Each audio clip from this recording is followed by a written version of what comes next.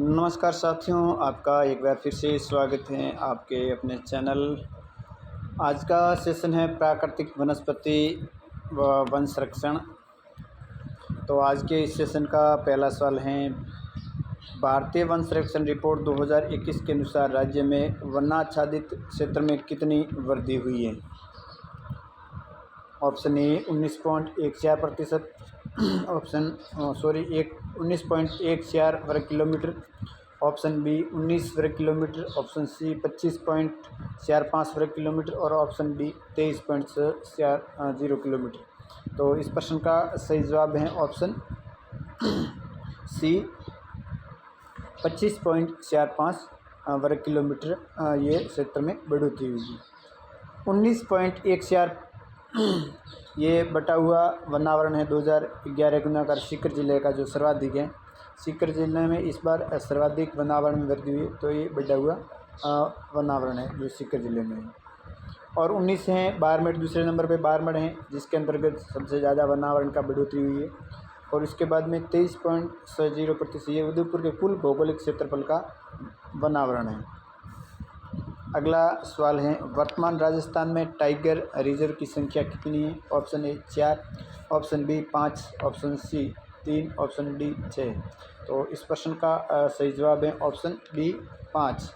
वर्तमान में राजस्थान में 5 टाइगर रिजर्व हैं जो इस प्रकार हैं। पहला है रणथंभौर टाइगर रिजर्व जो सबसे बड़ा भी है और सबसे पहले भी बनाया गया था। ये 1 अप्रैल 1973 में बनाया गया था, जो कि सवाई माधोपुर, करौली और बूंदी और टोंक में स्थित है।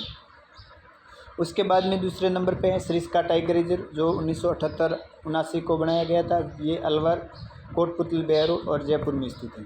उसके बाद में तीसरा है मुकुंदरा हिल्स टाइगर रिजर्व, अप्रैल 2013 को बनाया गया था, जो कोटा, बूंदी, झालावाड़ और चित्तौड़गढ़ में स्थित है। उसके बाद में चौथा है रामगढ़ विस्तारी टाइगर रिजर्व जो मई 2022 में बूंदी, कोटा और भीलवाड़ा में बनाया गया है। उसके बाद में नवीनतम और अंतिम धौलपुर करौली टाइगर रिजर्व है जो अक्टूबर 2023 में बनाया गया है, जो धौलपुर करौली में स्थित है और ये राज्य का सबसे छोटा टाइगर रिजर्व है। कौन सा? धौलपुर करौली। अगला सवाल है, मिशन हरियालो राजस्थान के अंतर्गत कितने पौधे लगाए जाएंगे। Option A 5 crore, option B 10 crore, option C 15 crore, option D 12 crore. तो इस प्रश्न का सही जवाब है ऑप्शन बी 10 करोड़। अगला सवाल है, घड़ियाल रिसर्च सेंटर किस जिले में स्थित हैं। Option A Kota, option B Sawai Madhopur, option C पारा, ऑप्शन डी धौलपुर। तो इस प्रश्न का सही जवाब है option B Sawai Madhopur, option B Sawai Madhopur. अगला सवाल है, राज्य में वैधानिक दृष्टि से वन क्षेत्र के कितने प्रकार हैं। Option A 2, option B 4, option C 3, option D 5। तो इस प्रश्न का सही जवाब है ऑप्शन सी 3 प्रकार। राजस्थान में 3 प्रकार के वैधानिक दृष्टि से वन क्षेत्र हैं, जिसके अंतर्गत पहला है आरक्षित वन क्षेत्र, जिसकी जो क्षेत्रफल है 12,178.03 वर्ग किलोमीटर है और ये 36.99% भाग में फैला हुआ है और ये सर्वाधिक उदयपुर जिले में आया हुआ है। वही दूसरा है रक्षित वन क्षेत्र, जिसका क्षेत्रफल 18,605 है, जिसका कुल क्षेत्रफल का प्रतिशत भाग है 56.51% और ये सर्वाधिक है 12 जिले में। उसके बाद में तीसरा है अवर्णित या अवर्गीकृत वन क्षेत्र, जिसका क्षेत्रफल है 2137.79 वर्ग किलोमीटर, जिसका प्रतिशत क्षेत्र है 6.50% और ये सर्वाधिक क्षेत्र बीकानेर में आया हुआ है। इसके साथ ही आर्थिक समीक्षा 2024-25 के अनुसार राजस्थान में 3 राष्ट्रीय उद्यान हैं, 5 टाइगर रिजर्व हैं, 27 वन्यजीव अभ्यारण्य हैं और 36 कंजर्वेशन रिजर्व हैं, 33 आखेट निषिद्ध क्षेत्र हैं और 7 मृगवन हैं। वही 4 बायोलॉजिकल पार्क हैं जो जयपुर, उदयपुर, कोटा और जोधपुर में स्थित हैं। अगला सवाल है, काजरी की स्थापना कब की गई। काजरी एक संस्था है जिसको हम बोले तो केंद्रीय शुष्क अनुसंधान संस्था के रूप में बोल सकते हैं इसकी फुल फॉर्म। और इसकी स्थापना कब हुई थी, तो ऑप्शन ए है 1985, ऑप्शन बी 2020 और ऑप्शन सी 1959, और ऑप्शन डी 1973। तो इस प्रश्न का सही जवाब है ऑप्शन सी 1959 को। काजरी की स्थापना 1959 को हुई थी और इसकी स्थापना जोधपुर में की गई है। उसके बाद में 1985 में आफरी की स्थापना की गई थी, जिसको शुष्क वन अनुसंधान संस्थान भी कहा जाता है। इसकी भी जो संस्थान है वो जोधपुर में स्थित है। इसके बाद में 2020 में स्टेट वाइल्ड लाइफ बोर्ड का गठन किया गया था और 1973 में भारत में पहला टाइगर प्रोजेक्ट की शुरुआत की गई थी। अगला सवाल है,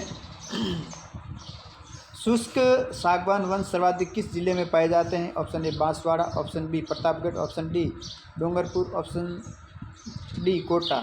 तो इस प्रश्न का सही जवाब है ऑप्शन ए बांसवाड़ा। शुष्क सागवान वन सर्वाधिक बांसवाड़ा जिले में पाए जाते हैं और ये वन 250 से 450 मीटर की ऊंचाई और 75 से 100 सेंटीमीटर वर्षा वाले क्षेत्रों में मिलते हैं। अगला सवाल है, किस वृक्ष को राजस्थान का क्लब वृक्ष कहा जाता है? ऑप्शन ए रोहिड़ा, ऑप्शन बी खेजड़ी, ऑप्शन सी बरगद, ऑप्शन डी महुआ। तो इस प्रश्न का सही जवाब है ऑप्शन बी खेजड़ी। खेजड़ी को राजस्थान का क्लब वृक्ष कहा जाता है। इसको अन्य नाम से समी वृक्ष के नाम से भी जानते हैं।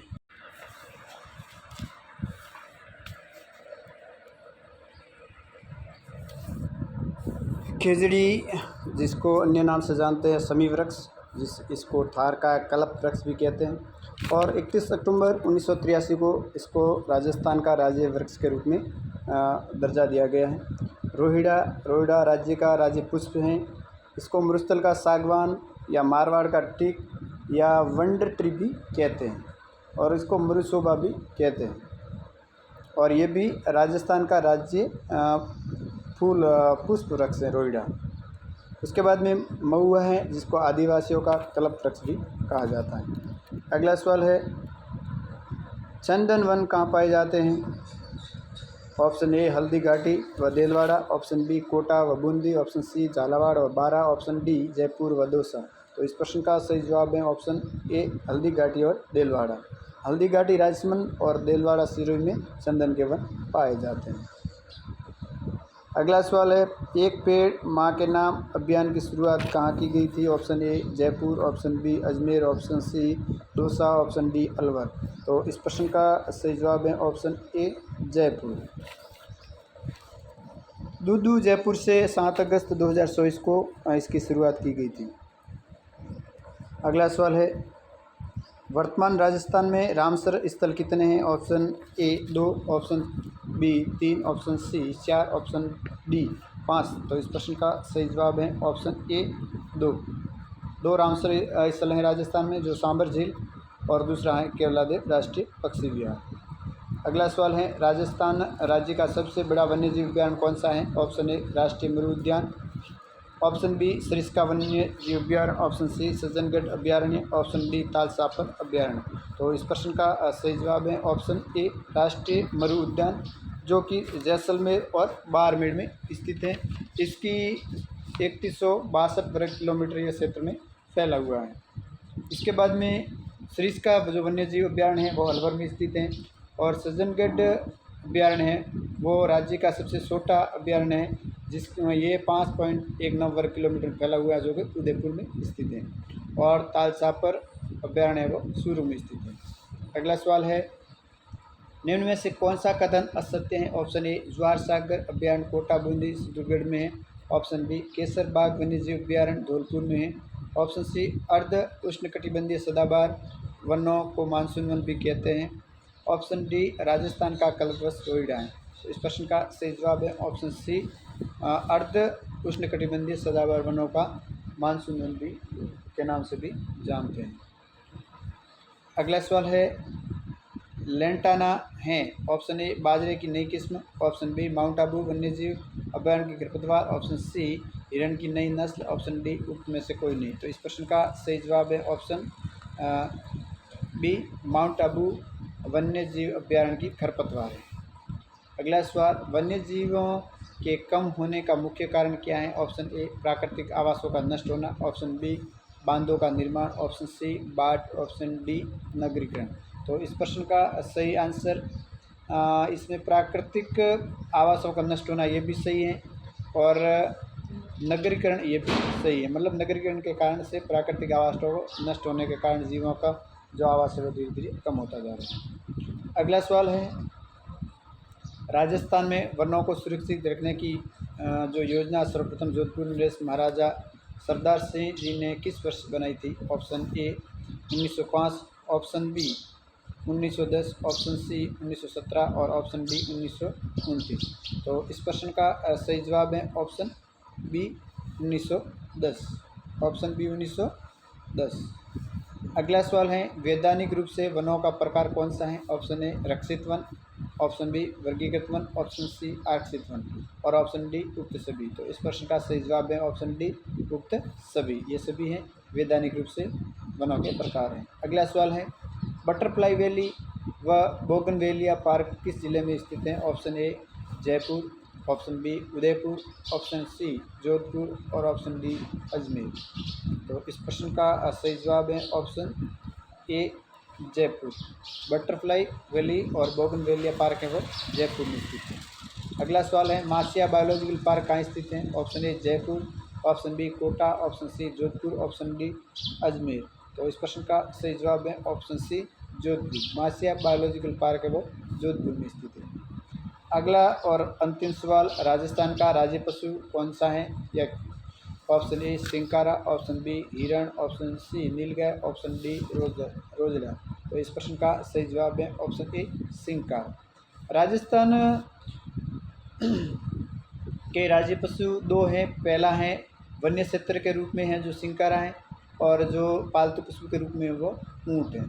तो इस प्रकार ये आज का हमारा सेशन समाप्त हुआ। आपको अच्छा लगा हो तो लाइक, शेयर और सब्सक्राइब जरूर करें। जय हिंद, जय भारत।